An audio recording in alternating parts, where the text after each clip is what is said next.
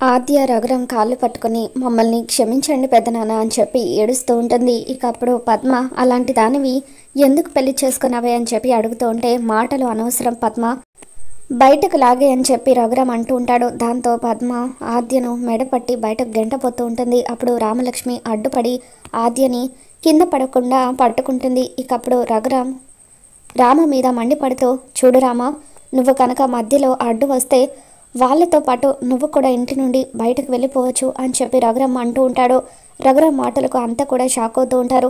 ఇక శ్రీను రఘురాంకి కావాలని ఎదురు తిరిగి మాట్లాడుతూ, చూడండి మావయ్య, మమ్మల్ని ఈ ఇంట్లో నుండి బయటకు వెళ్ళగొట్టే హక్కు మీకు లేదు.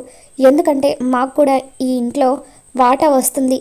వెంటనే ఆస్తి పంపకాలు జరిపించండి అని చెప్పి శ్రీను అంటూ ఉంటే, సరే అయితే ఈ రోజు నుండి ఈ ఇంటిని 2 భాగాలుగా విభజిస్తాను అంటూ ఒక పెయింట్ డబ్బా తీసుకొని ఆ పెయింట్ని ఒక గీతలాగా పారబోస్తూ, ఈ రోజు నుండి ఇది ఒక ఇల్లు కాదు 2 ఇల్లులు అని చెప్పి రఘురాం అంటూ ఉంటాడు.